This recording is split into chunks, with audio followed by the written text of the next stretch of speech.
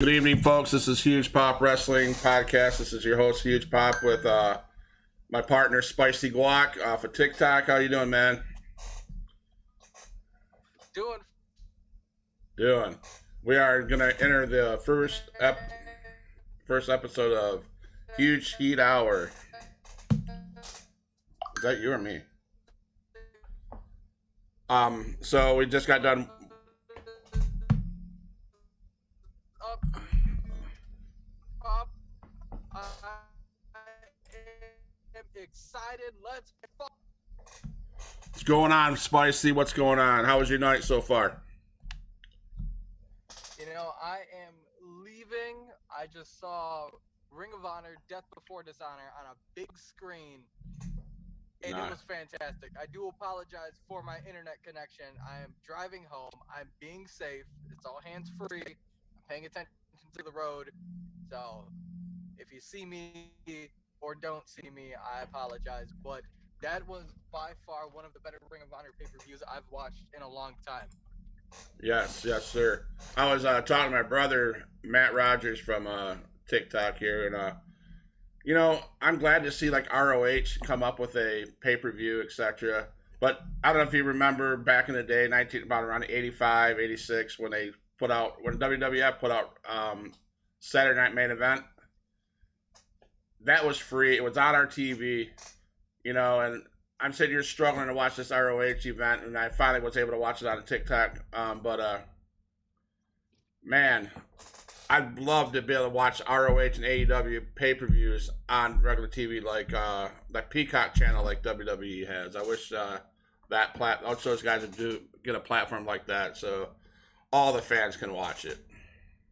Yeah, hopefully with AEW working with Warner Media, and hopefully that subscription service has a free panel. Yeah, that would be awesome to see, even if it's a few weeks behind, but to see the pay-per-views like a week after.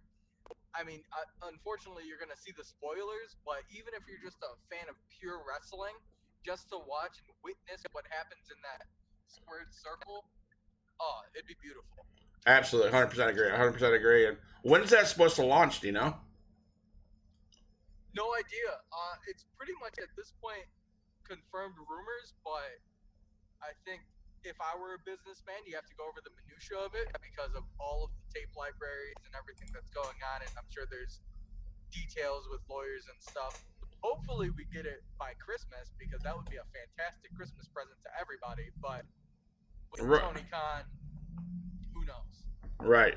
And I'd pay the $10 like I paid for the WWE Network. I'd pay the $10 to get that stuff, and I'd pay the $10 like I'm a huge wrestling fan, so I'd pay that money. So let's hope. So yeah, especially for $9.99 to get all of that content, past, present, and then future. I mean, until they merged with NBC Universal for Peacock. But even still, for the 5 years they had it, yeah, they were taking my money hand over fist, and it was fine.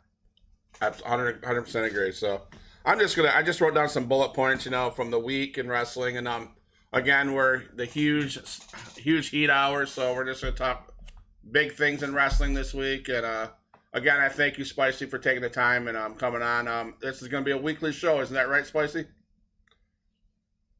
Yes, sir. So everybody, I'm sure we get on at least.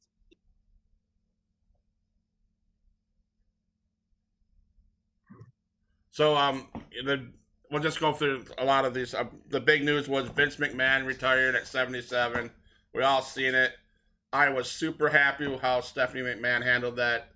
She came out and she shared with SmackDown that, hey, thank you, Vince. And let's be real. He's going through some shit right now. He made some mistakes. He wasn't smart with his money, I guess you'd say. And he got in trouble. So, I mean, I could say something else, but yeah. He wasn't smart. As CM Punk put it, he was a millionaire who could have been a billionaire if he didn't have a bunch of glad-handing yes men, behind him. Absolutely. But now we know there was a little more to it. It's kind of the hand that was dealt. 100% agree. Yep. And we have to thank Vince, man. You know, we talked about just a second ago. Talked about Saturday night's main event. You know, he gave that to the fans. You know, he got the WWE network. He gave that to the fans. Vince, man, he was in his prime. He was good. You know, you could tell as he gets older. You know, as he gets older, things started to fall away. The last 5 years, I'll be honest, it sucked. Storylines and storytelling and underutilizing people, you know, everything like that. All that was horrible, but it was time for him to go. And you know, I think they got the right Yeah, people. I think they got the right people in place. I think they got Stephanie and Triple H, you know, and who knows who else. But that was a big news in the media this earlier this week. So, what's your take on it, man? with Vince McMahon, I did post something on TikTok about it. Uh, there are some positives to it. I was rather negative because, in realistic hindsight, for the past, say, 40 years, he's dealt with a steroid scandal, with buying up territories left, right, and center, with the whole WCW and ECW invasion, and then not giving that storyline more than a year before it fizzled out. He underutilized a whole lot of talent. He did a lot under his own banner to show that the WWF turned WWE was superior over everything. And then with that, when the Ruthless Aggression era hit, he had a lot of risque content, and whenever he could put the camera on him when it came to like the God storyline, or him putting on a do-rag winning the ECW, WWE World Heavyweight Championship, and things like that. I mean, as a character, he played that heel great, and it's life imitating art in that aspect.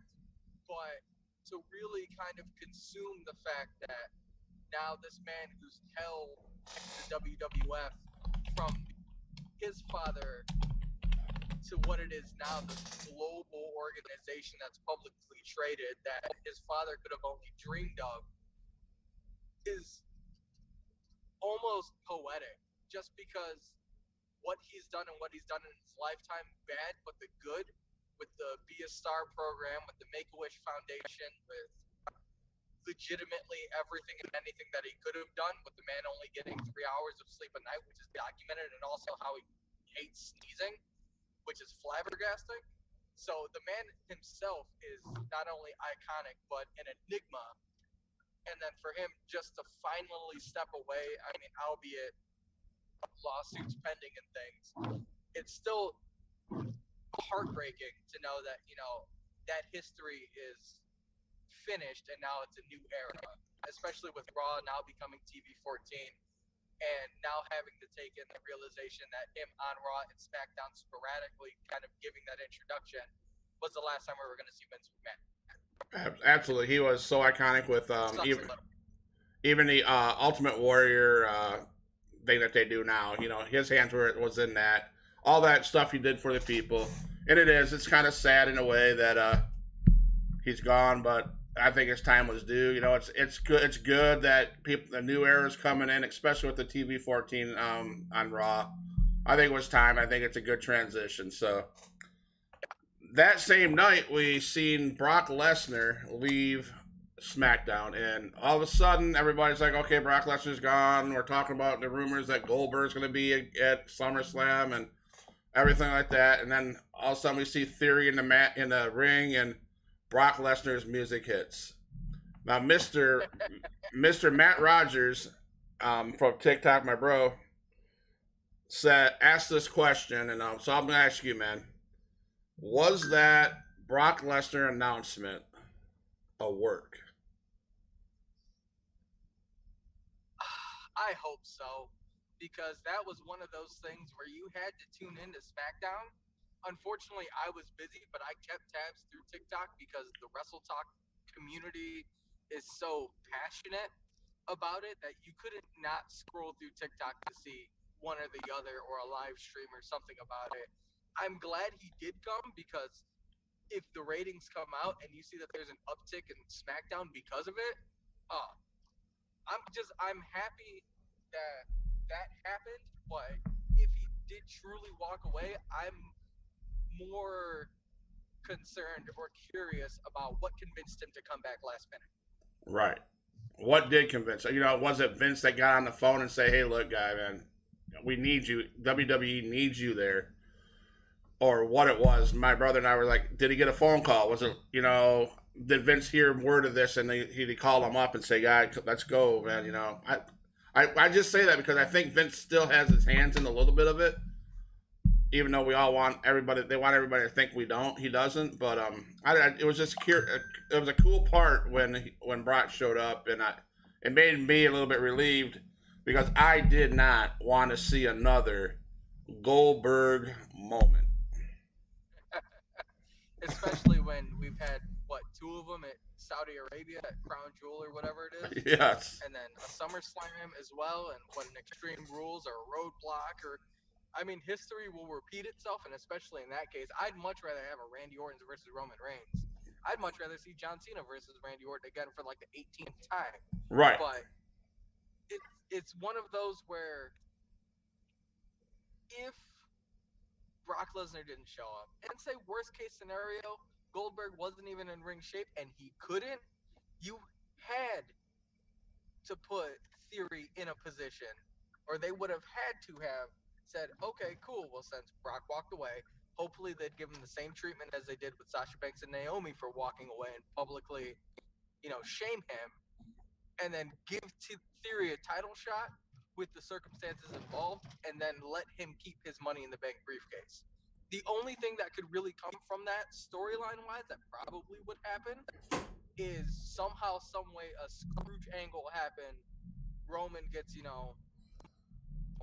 rolled up or DQ'd or whatever, and then Theory gets to cash in on top of it, and then, it's all day, A-Town down, Theory wins the championship, so then whatever Roman's doing in his personal life. Glad that's not happening, because I'm sure the writers in WWE already have their hands full with I don't know what, but I'm glad Brock is here, because that is saving a whole lot of headache for everybody, just so Brock can lose clean again to Roman, so then Roman can be the big dog with the Universal WWE World whatever title that they're calling it, the Woo. Just, it's gonna, in the long run, it's gonna look bad, but it at least has the energy that it does now because Brock walked and then came back. Exactly. I'm still gonna watch SummerSlam, but I'm not gonna be happy about it because it's gonna be the same thing. Right, I agree. It's going to be the same thing. We've seen, we talked about Goldberg being there 55 different times and everywhere else, and I mean, I I love the new Brock Lesnar look. I love his farmer boy look. That's great. But I something has to happen special at SummerSlam, and unfortunately, I would hope the outcome is not what I think it's going to be. That both those boys are going to beat the piss out of each other, and that's the only way the only way that A Town or whoever you want to call that punk ass Theory, I can't stand. That's one guy I can't stand. Theory, that's the only way he's going to be able to cash his that Money in the Bank is if somebody's just if they both lay themselves out. And then I asked myself, what's WWE going to do as Theory as a champion? And I think I don't like that. I don't like that angle they're going with. But so my question is to you, Spicy, is will Theory successfully cash in the Money in the Bank briefcase? That it's a hard one to really answer just because Theory has to follow up with Big E's cash in and the energy and excitement that Big E had when he held that. If you really compare apples to apples, Theory was just kind of put in and nobody was really expecting him because he already had a match at Money in the Bank. Right. And really, if you look at Theory, he's coming off of a WrestleMania moment with Steve Austin. I don't remember if he even had a match at WrestleMania. If he did, it wasn't memorable. Oh, no, I'm sorry. It was Pat McAfee. Yeah. So Pat McAfee got all the shine because it's Pat McAfee. Correct. He impressed absolutely everybody. So if this man who got interjected into the Money in the Bank happens to win, I don't want to say the same way that Seth Rollins did at WrestleMania 34. Yeah. When he just kind of put himself in the match, which was the heist of the century. If he happens to win it, it'll more than likely go in the same trajectory that John Cena did when he started winning the titles from like JBL and Eddie Guerrero and Kurt Angle and things like that. A younger kid that was up and coming that really had to prove himself. Being optimistic and being positive about it. Negatively, I don't like him for personal reasons. With like everything with the speaking out movement and things like that, and you can just tell like the way that he carries himself. I can't get behind it. I Right. would much rather see somebody like name would be Riddle. Riddle would be probably if he had Randy Orton behind him, Right. and he's a legitimate MMA fighter. He has legitimate experience, and he has such organic praises and the crowd that's behind him. He's stuck in a weird role right now with I think the Miz. It's been a minute since I've seen it with Miz and Ciampa and things like that. But he would be a better candidate to go after if he would have won it. Or take your pick. I'd much rather see Mustafa Ali in that position, Right. just with everything that he's done. Right, and I agree with you 100% because Matt and I were talking about what could they have done. You know, Riddle was the topic that came up. You know, with his background and stuff like that. It's been more realistic. You know, with that he had Randy Orton come. You know, with him, etc. I just think that I'm not a hater of Theory. I just didn't. I don't. I'm not a fan of him either. So that's how I stand. And if that's what they go, I guess I'll, if he's a champion, he's a champion, whatever. If we get that far, but I just hope we don't. So, um, Yeah, I just think, on that note, I think I was talking to my brother earlier. I think WWE hopefully will get beyond this, but I think they bury a lot of talent. You know what I'm saying? We're talking, Riddle. He'd been a good candidate. You know, we had Kevin Owens. He's not doing anything now, and I'm a fan of Kevin Owens. Um, Edge. You know, all these other things that we could be doing, but I think WWE has a tendency to bury a bunch of talent that they could utilize at this level where they have Theory and Bomb plugged into the Money in the Bank cash in. So that's how I feel about that. yeah. Especially if you look at all of the NXT call-ups that have been coming. Yeah. Like, could you imagine if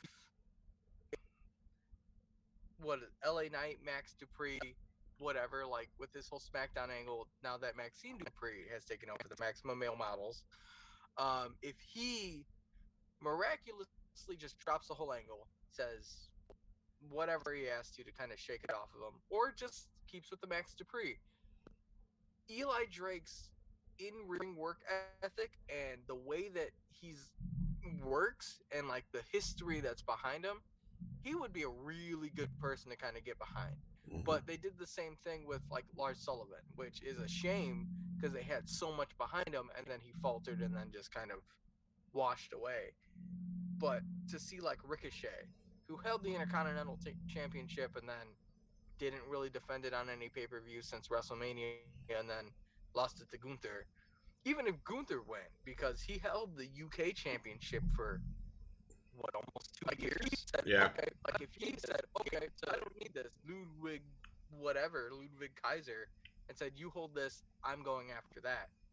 I would like to see that. That would be probably better in theory than versus Theory and Roman or Goldberg or whatever they're doing. Right. You see last night where Gunther clotheslined his buddy at the end of the show? Yeah, he was proud of him and then still gave him that massive, massive chop. Yeah, I was like, straight laid him out. Straight later, he had no clue. He was like, nope. So, now we got this Monday Night Raw will be the first episode, I believe, of the TV 14 era. So, what do you expect with the TV 14 era? Do you think we're going to see it extend to SmackDown as well, or do you think it's just going to stay on Raw? I wholeheartedly believe everything is going to stay the same, but more adult humor, like with the whole Miz and Tiny Ball segment, or just little quips like that. They might say an expletive here or there because they still, in hindsight, just they have a core children's audience That Yeah. whole 18 to 39, 49 demographic, I mean, it's pretty much out the window. Everybody's watching stuff streamed, or if it is live, it's kids and families. So just it being TV 14, hopefully we see either blood or a little bit more realism to the angles. But I mean, as long as there's no like bra and panty matches or anything else. Right. What the hell was that? Hold on.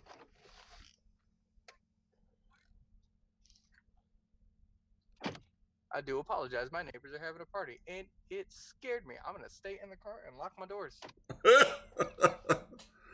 My I brother. just heard it yelling, and I'm like, nope. As long as there's not gunshots, right? Um, Yeah. Matt just asked me on YouTube. It's Walter? I will never call that bum Gunther. He's a hater. Yes. I understand it too, and it's very pro and con. But I am such just a heel at heart, and especially so anti-corporate. Like the man built himself as Valtha, as a ring general, and then they're like, oh, okay, never mind. We're gonna call you Gunther now because it fits. Right. It's all just like, oh, he's German. It'll work. It's fine. It attracts it. It's like Kerwin White back in the day, Right. or like just any other dumb Big Dick Johnson. And then you have this dude in a speedo with baby oil coming out. Like, okay, it's crude humor, but Right. at least him, he's like a legitimate, like, I'm going to break you in any point. At least with him, the name doesn't follow. It's the fact that he lost like 60 pounds or something and is like in his prime now. Right on. Murdering people with chops. Yes, sir. So we were talking about Logan Paul and his SummerSlam match with the Miz, right? I think the Miz, and I believe Miz is really good at putting people over. He's good at working with the younger talent or whatever. But Logan Paul, some of us will agree that I think in his first match, I think he had some good spots. The guy can fly. The guy can move. He knows his way around the ring. And then they watch other people on TikTok, and they're like, they can't stand him. They think it's a mistake. So the topic that we have to talk about is, do you think celebrities are a good thing to bring into WrestleManias, SummerSlams, pay-per-views, etc., like into wrestling? Or do you think the celebrity interaction, like Logan Paul's, like Bad Bunny, etc., is that bad for business, or do you think that WWE can utilize that and is going in the right direction with that? I don't hate it just because they're still on the same rock and wrestling formula that they were back in the 80s with like Cyndi Lauper and things like that, and then bringing in Mr. T and a lot of other like celebrities to kind of go with it. Right. So they still have the same deck of cards that they're just drawing from. And since the times are adapting, you can't pull like Drew Carey to come or Pete Rose or anything like that now because nobody's really going to get it. But Logan Paul, with the following that he has, or Bad Bunny because he's a multi-hit artist, and then with the whole Booker T song that he does have, I mean it works. And with Logan Paul doing the high spots and things like that, it was more impressive with Bad Bunny because I mean it was him and Damian Priest versus whatever it was. I can't remember the tag, but him having his high spots, that was awesome. It was memorable, and him hitting a Canadian destroyer out of nowhere too, which was even better.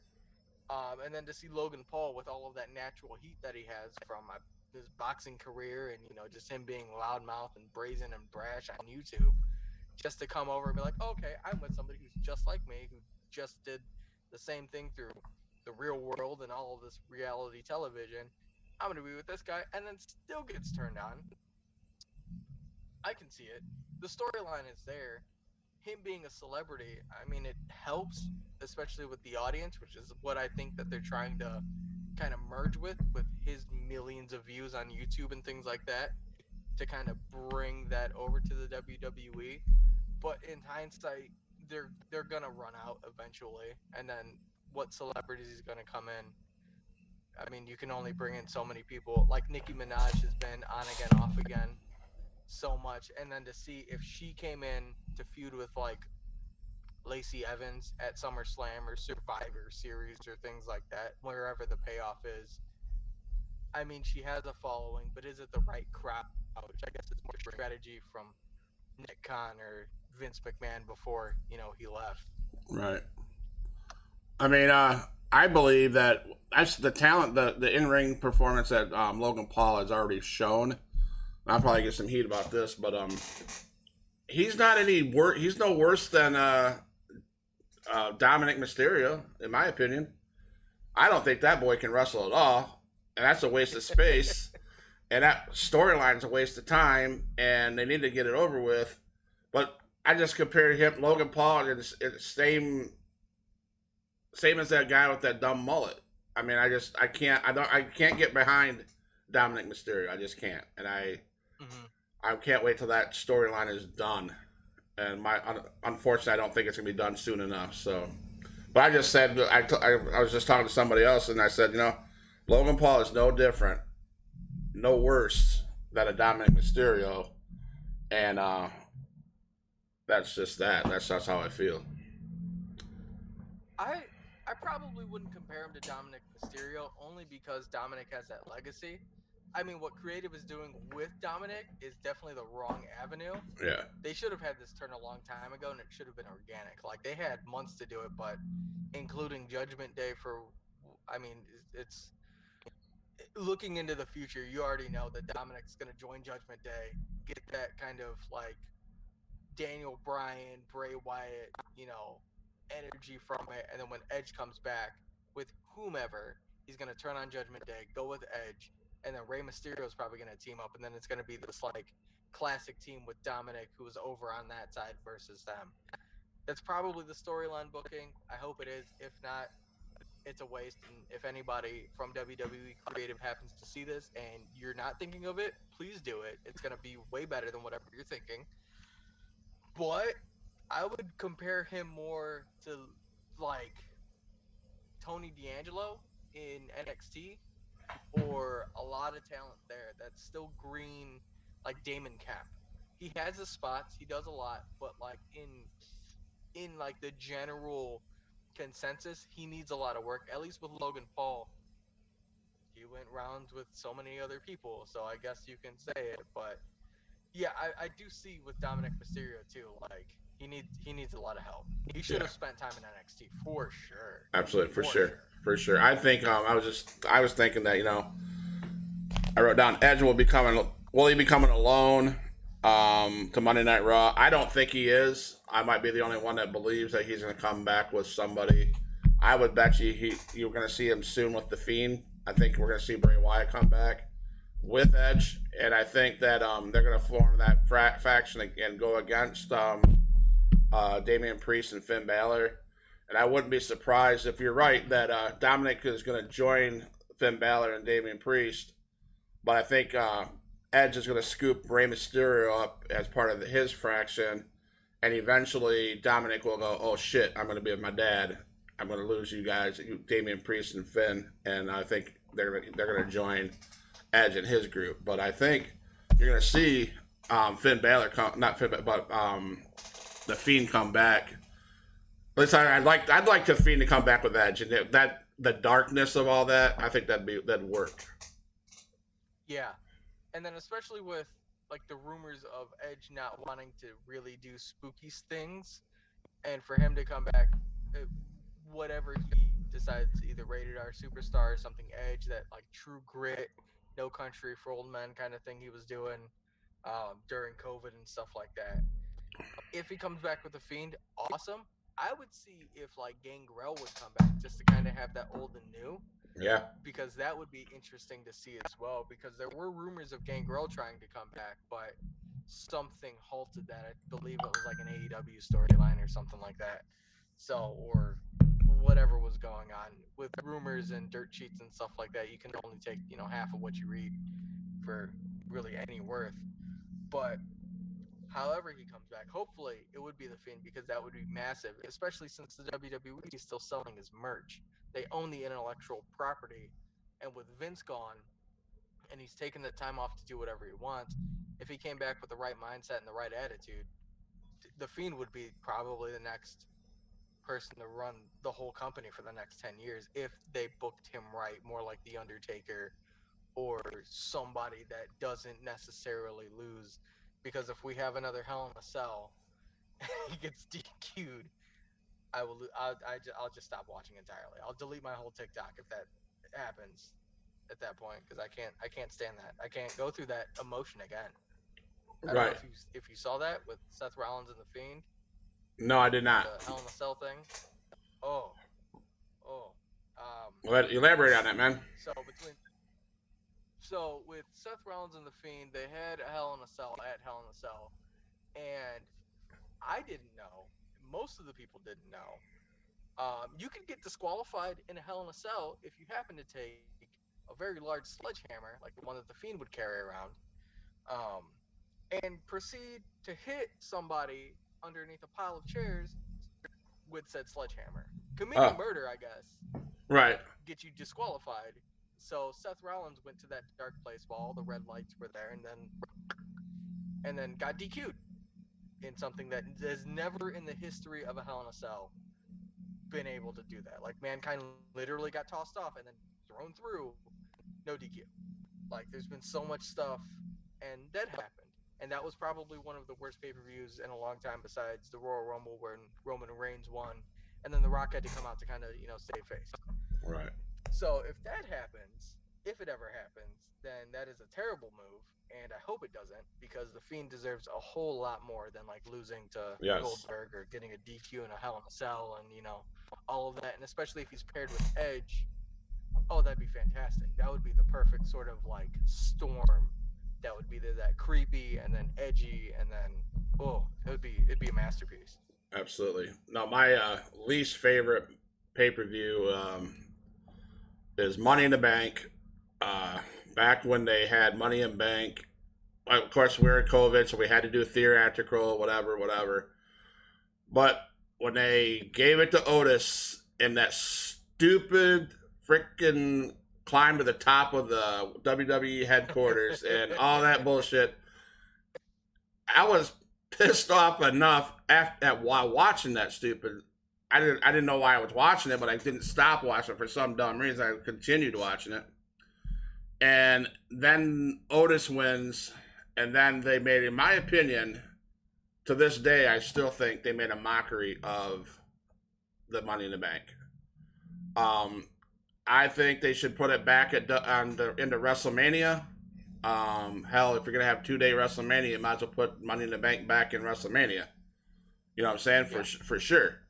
But as you mentioned, worst pay per view. My least favorite pay per view is the Money in the Bank one back when they had it at the headquarters, and I just think I just lost interest in that whole thing. I'm like, I mean, I get it. We need Money in the Bank, cash in. That's all. That part's exciting, but the way they did it that year, I was like, nah, I don't have no interest in that, and I have a hard time watching the Money in the Bank pay-per-views, and so maybe that's why I can't get behind Theory and all this crap, because I need to get back into liking Money in the Bank, and the way they're doing it, I just don't.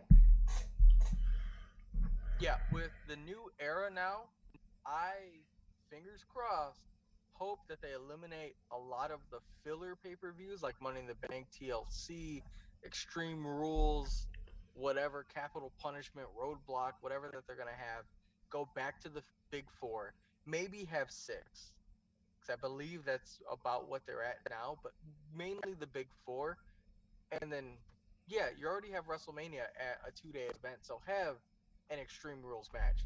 Have that 2, 3, 4 month long-term storyline payoff. Like, hey, this is the rubber match. Have this. Have that Money in a Bank again, because that was exciting to see when it was conceptualized and then brought to the audience 10 years ago. Just to like really push that. It was probably longer. It was probably 15 years ago or something that it was there. It was early. Jericho was still in, and Kofi was still Jamaican. So it's been a long time. And then still with like a TLC match, have a TLC match. If you're gonna have those 2 days, or even if you turn SummerSlam 2 days, because I believe SummerSlam was a 2 day event during COVID. Yeah. Like you have the opportunity, and the revenue's never going away because WWE is a very public organization. The crowd's never gonna go away. The crowd's never gonna not love it. So if you're gonna pull all of the revenue wherever you can, both local and then worldwide, make it a 2 day event. Nobody's really gonna care as long as they're not trying to compete with the UFC, because now you're in that kind of impasse where Right. they tried that and it didn't necessarily work out, but at least we got to see like Triple H and Stephanie McMahon and Pat McAfee after he, took his bump, and then Vince McMahon all out in public at the Mandalay Bay, watching a UFC event, which was still pretty cool. But yeah, if they got rid of a lot of that, they would at least have enough to kind of push towards a better WWE, that they listen to the WWE universe more. Why couldn't they do what AEW does? AEW put Fighter Fest. Let's take a Monday Night Raw and name it Extreme Rules. You know what I'm saying? Everybody else. I think they tried that with Raw Underground, and I don't think it worked that well. No, wow, that was a joke too. My brother and I were talking about that. Ole came out of that Raw Underground, and I'm like, nah. I don't know. I don't know. This is probably why I'm a casual wrestling fan and not a writer. I just have these thoughts, and as a fan looking on, I'm like, some of the things I think that we could do better. We were talking about Hell in a Cell matches, and the barbed wire match with AEW a couple nights ago with Jericho and Eddie Kingston. Yeah.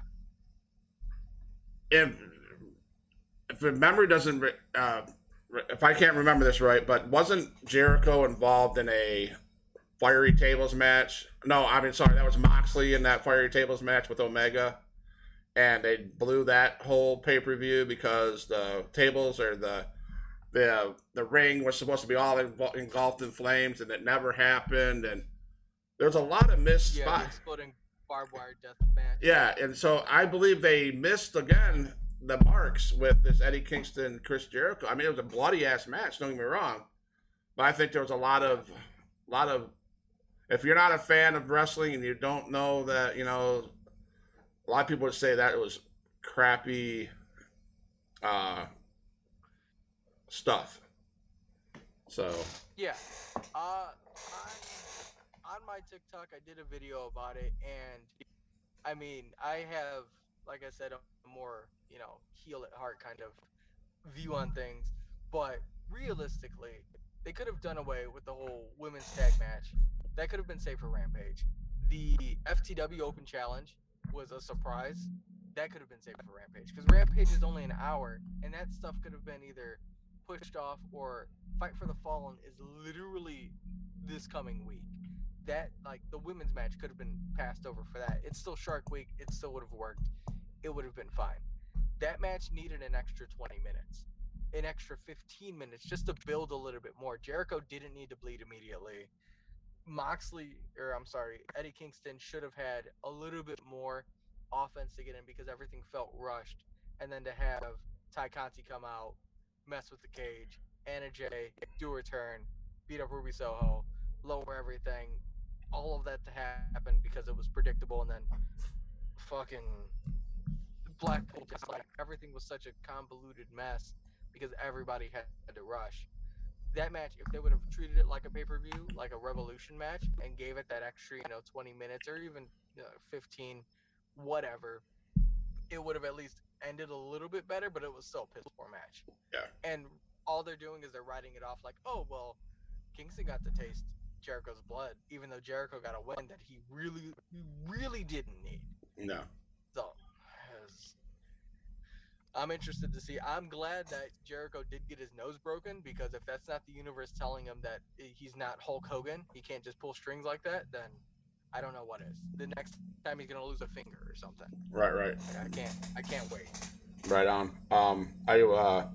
What's your take on MGF? Is he gonna come back at AEW, or is he gonna come back somewhere else? I never was an MJF fan until he started his little thing with CM Punk, and in my opinion, those two are probably two of the top five, maybe I'll go top 10, I guess, of people that are great on the mic. Those guys are cut promos like you wouldn't believe, and I was sketchy about if MJF would fit in WWE, but now that they're going to go PG or TV 14, I think he might have a better shot. But I've learned to like him. I watched some of his YouTube videos at signings, and that guy's a dick. He's in character. He's just a jackass. I mean, but he's in character. You know what I'm saying? And so what's your take on Mr. MJF? I was just talking about it at said Ring of Honor Death Before Dishonor event with family and the crowd and things that were there, because it was rather big, for what it was. Nice little like projector and big ass screen and things like that. And we're all wrestling fans, Awesome. which is awesome. But the end of that FTR match, I'm glad Blackpool Combat Club came out, because that was a nice little teaser. But it would have been better if MJF would have came out, because he's not with AEW. He got written off because, the execs didn't want all of that. It's a good storyline to have, but if he would have came and showed up to that event, either just announce him or, have him come through the Titantron into the stage and stuff, or just ran through the crowd, because he already has that history with FTR.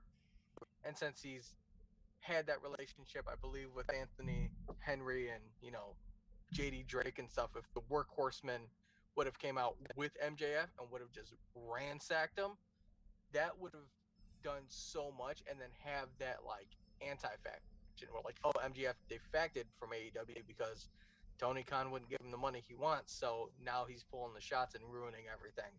That would have been an awesome play. But who knows? It's that fine line between art imitating life, if he's really getting any money or if he's just sitting out and waiting for the right moment to come back. I am glad, though, that Christian is having the same ball and running with it, because the last, month that he's been doing all of those awesome promos about Jungle Boy and to Matt Hardy about Jeff and things like that, really like getting in the same niche that MJF was, with like those really like off-color comments. I mean, it shows that MJF is replaceable to a degree, but MJF is so young. WWE doesn't scoop him up. WWE doesn't scoop him up ratings. I would be interested to see what Tony Khan does with him, because he still has another year and a half on his contract. Year and a half, yep. 2024, supposedly. Yeah. My brother's watching on YouTube. He said MJF best heel in the business today. Yeah, I agree with that. Yeah, I agree too. I don't like the guy, but he's the best. He cuts some great promos as a heel. He's probably one of the best heels in the business today, for sure. Yeah, he reminds me a lot of this guy, this little guy right here, Mr. Enzo Amore, Mr. Enzo the Realist. Yes. So with Enzo Amore back when he was still alive, so to say, he could cut through anybody like a knife. He didn't need to work because he had big cast, but even still with the 205 Live division that he was doing, it was great. He didn't need to do a lot because he could just verbally just run through anybody and everybody, and it was so natural. It reminds me a lot of MJF, and I'm glad that is still a thing, because that's such a natural thing to have that a lot of people don't. You can tell in a lot of people's mic work. Right. I'd love to see Enzo and Cass come back on one of the shows. I was a big Enzo fan, so I loved his work.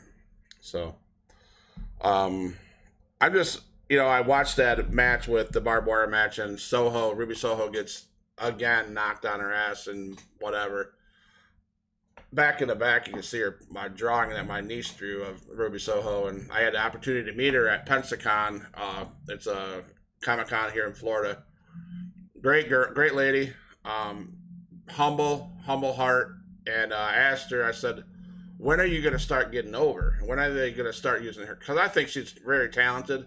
I just think she's underutilized. I think she needs a different storyline. I would like to see her get the belt somewhere. I don't care if it's ROH. I don't care if it's what it is, but I think she deserves it. She's a workhorse, and I think she deserves it. I think her time should be. So. Yeah, she would fit real well in Ring of Honor. Yes. Because that talent, they need it because you have Mercedes Martinez, Serena Deeb, Allison Kay or Sienna. I mean, she's awesome. Like her work tonight. I mean, it was a great match with her and Willow Nightingale, which that was pretty much just to show that Willow can beat Willow, which is awesome.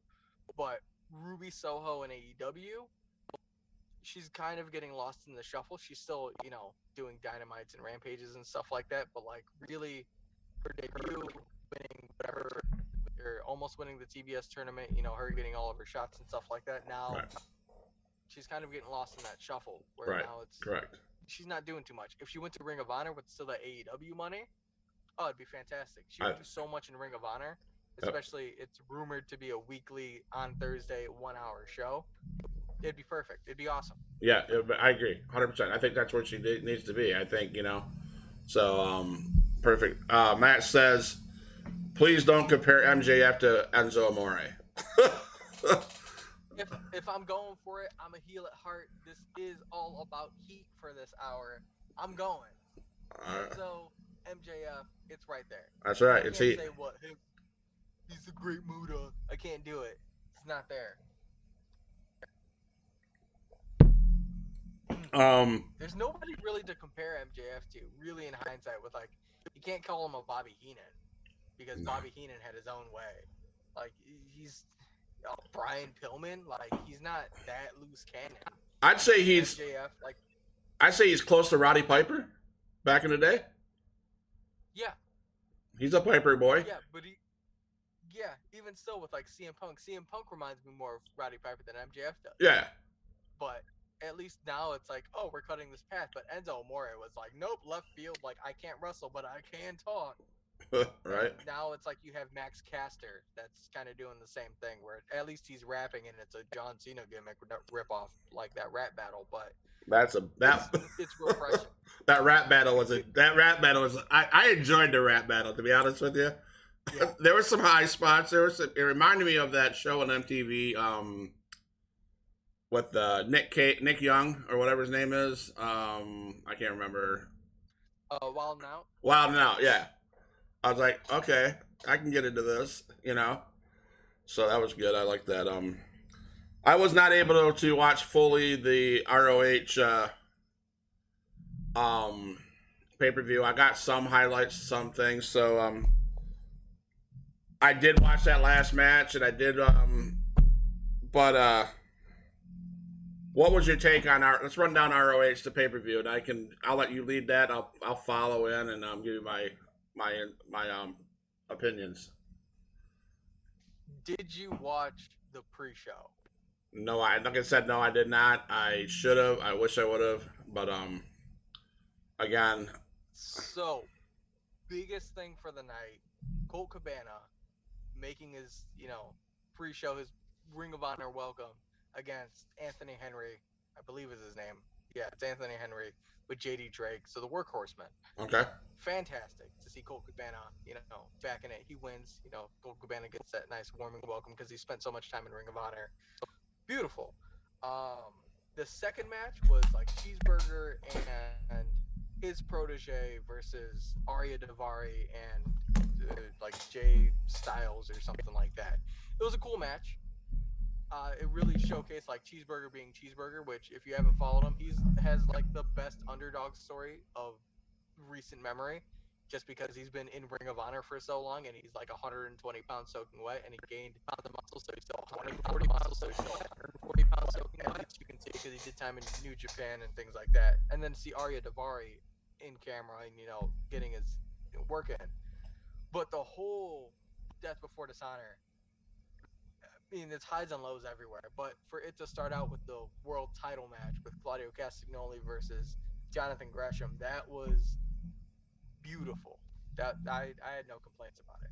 The whole pay-per-view, the only thing that I complained about was like maybe the tag match, the 6-man tag match. Well, I was hoping, because I paid attention to that one a little bit, because I had the opportunity and the honor to interview Shane Taylor from Shane Taylor Productions. He was Mm. him and his group were the 6-man or the 3-man 6-man tag team champions. You know, 3-man tag team champions for a long time, and he, you know, I spoke with him shortly before the ROH closed their doors, so to speak, and Yeah. he was very intelligent. He's a very intelligent man. He had some very positive things to say about ROH and wrestling in itself and stuff like that. So I was hoping, because he's been very vocal on Facebook here lately, Shane Taylor has. I was hoping he would come back with his group and wreak havoc. That would have been a perfect opportunity to make that 3-man tag team match better. But maybe he's. I mean, last time I checked, he was doing stuff in Tennessee and doing stuff in Texas, so maybe he wasn't around or available. But that guy, he turned me back on to ROH, and then soon after that, ROH went gone, and then so I missed out on that. But I did have an opportunity to speak to him, and he's a very intelligent wrestling guy. And I reached out to him here a couple days ago, and he's checking his schedule, and maybe he can come on and talk to all of us. You know, maybe I'll get a Zoom with Matt, you, and Shane and I, so we can just pick the guy's brain.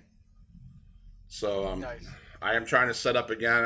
I had a chance to interview Chris Wildcat Harris from WCW. His wife is looking at his schedule, and he's gonna come on sometime, and I'll let you guys all know when that's going to happen. So there's huge things coming for Huge Pop Wrestling Podcast, you know, and You mean Wildcat Chris Harris of TNA? yes, sir. Of the America's Most Wanted with the Mr. James Storm, Yes, sir. the classic. Yes, Ooh, sir. Okay. Yes, sir. All Yeah. right. I'm intrigued. He was one of the tag teams I was very interested in the early TNA days. Okay. Yeah. Okay.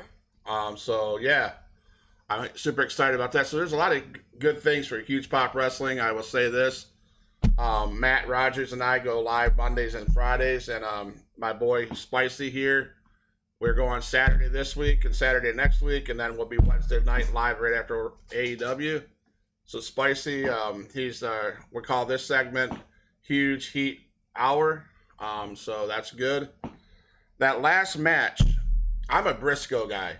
I'm Briscoes all the way. I was rooting my ass off for the Briscoes.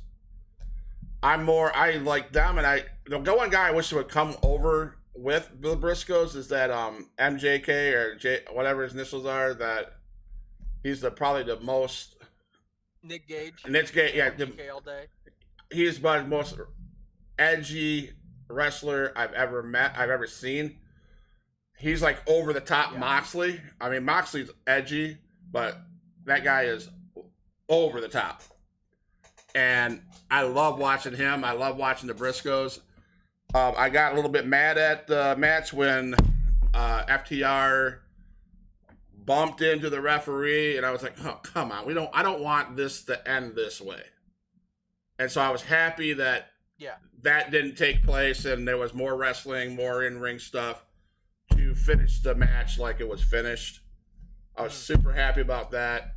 I did want the Briscoes to win. I'll be honest with you. I was rooting for the Briscoes, but you know, I'm all right with FTR. They're talented, and you know, they deserve it. So with that main event, it definitely showcased that, you know, FTR can work with anybody, and the Briscoes, that 20-year, you know, time that they've had with Ring of Honor and Independence and things like that, and then recently with Impact, they can go. They have their own style where it's not all hardcore and it's not all high spots. They can work. They have, you know, the Doomsday device that they do use and stuff like that. They're a true throwback to like what Mick Foley and Terry Funk would do, but they can still go. It's awesome to see.